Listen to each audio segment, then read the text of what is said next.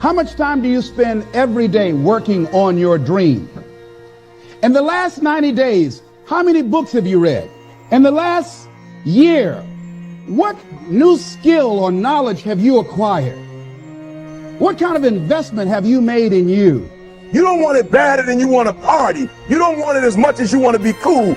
Most of you don't want success as much as you want to sleep. Some of you love sleep more than you love success. And I'm here to tell you today, if you're going to be successful, you got to be willing to give up sleep. There is no shortcut. There is no hack. There's no sweatless solution. You're gonna have to work. There is always weakness to work on. Always. A lot of them. Why would we allow ourselves to make easy excuses? Why would you allow that? Are you going to make today count? Because that's all you can control. And that's all that matters. It doesn't matter where you start, guys. It doesn't matter what talents you're born with. It's about where you finish. And this race isn't over. It's not over. You could still come in first in the marathon. But you gotta start today. You gotta start now. You have everything you have. Everything you need is inside you. But I realize that doesn't mean just because you don't think you're good enough, doesn't mean you can't be good. Doesn't mean you can't be great. Doesn't mean you can't carry on. But it's not going to always be like this. Your condition is not your conclusion. Nothing is impossible. So you have to decide before you leave, what's that first thing that's been impossible for you? I want you to attack it and overcome it. Because if you run from the adversity that you're going through today, you'll forever be at that level in which you're going through for the rest of your life. One day you'll look back on your life and appreciate the struggle and have nothing but gratitude for everything that happened along the way. And you come to recognize that in return, you're given the chance to earn the greatest edge of all, and one that can never be taken away. You have enough right now to change your life. You have enough right now to flip this world upside down. You have enough. You got enough power. You got enough anointing. You got enough grace. You got enough patience. You got enough gifting to make your money, get out of debt, get yourself together, and change everything about your world. Realize that you have the ability to make an impact. You have an opportunity to change that story in your head. Put yourself out there, because when you do, amazing things happen. The essence of life is growth. The essence of life is growth, to do the best you can. And here's what's interesting. Humans are the only life form that will do less than they possibly can. Humans are the only life form that will settle for less. Every other life form except human beings strive to its maximum capacity. How tall will a tree grow? Approximately. As tall as it possibly can. You never heard of a tree growing half as high as it could. No, trees don't grow half. Trees send their roots down as deep as possible, stretch their limbs up as high as possible, produce every leaf possible and every fruit possible. As a matter of fact, you never heard of a human physically growing half. We keep growing until we're done. Now that's a part of life we can't control. It's genetically coded. And that's probably why we keep growing till we're done. Because we can't control that part. It's the rest of our growing that we control. The growing of our minds, the expansion of our minds, that we can control. And that's what tends to get away from us. All life forms inherently strive to their max except human beings. Now, why wouldn't human beings strive to their maximum possibility? Here's why. Because we've been given the dignity of choice. It makes us different than alligators and trees and birds.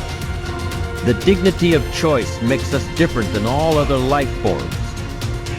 And here's the choice: to become part of what we could be, enough to get by, or to become all that we can be. My best advice for you is to choose the all. Earn all you can, make all the friends you can, read as many books as you can, develop as many skills as you can, see as much as possible, do as much as possible, make as much fortune as possible, give as much of it away as possible. The max. There's no life like it. I'm telling you, once I got on track, I've never looked back. Pick up the challenge. Go for it. Take the best of the two easies. Take the route of it's easy to get ahead. It's easy to do all you can. It's easy to succeed. It's easy to have financial freedom. The more you do, the more you get. See, if you're playing it safe, you're not going to win. If you're playing it safe, like that old saying, you know, you were taught when you were a little girl, better to be safe than sorry. Well, that's a bunch of crap. It's not better to be safe than sorry. It's by trying things that you figure out how far you can go. You got to get outside the box. Like it's reported, Edison tried 3,000 ways before he built the incandescent light. He said he didn't fail 3,000 times. He said there was 3,000 different steps to building a light bulb. Well, there's different steps to get to where you're going. And I really do treat winning and losing exactly the same. I do not let it upset me. Do you think that's a big part of why you're so successful? Well, it's part of why I enjoy it. Yeah, I think it is, because I'll try anything. Like if I'm into an idea, the idea of losing never enters my mind. See, I have worked with giants. I had the good fortune of working with Sir Edmund Hillary. He was the first man to stand on top of the world. And I worked with him on 3 different occasions. And the only difference in Ed Hillary and Bob Proctor is in his side. Now, he's gone now, but he was a big man. And he shook hands with me. His hand wrapped right around mine. I felt like a dwarf, you know. And talking to him, like it never entered his mind he wouldn't get to the top of the mountain. But he failed in 1951. He failed in 1952. It wasn't until 1953 that he got to the top of the mountain. You know, people had died for centuries trying to do that. He said, I knew if I could see it in here, I could hold it out here. Stella Mann wrote that in a book. You can see it in your head, you can hold it in your hand. And that's right. And if you're not prepared to lose, you're never going to win, because you're always playing it safe. And there's no reward in that. Dare to go forward. Winston Churchill once said, courage is rightly considered the foremost of the virtues, because upon it all others depend. Courage is the chief distinguishing characteristic of the true leader. It is almost always visible in the leader's words and actions. It is absolutely indispensable to success, happiness, and the ability to motivate other people to be the best they can be. Follow through on your vision. In a way, it is easy to develop a big vision for yourself and for the person you want to be. It is easy to commit yourself to living with complete integrity. But it requires incredible courage to follow through on your vision and on your commitments.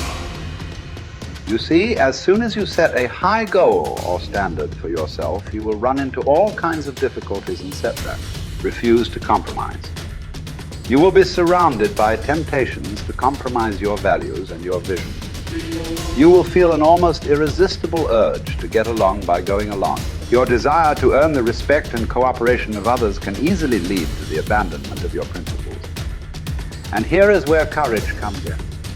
Stick to your principles. Courage combined with integrity is the foundation of character.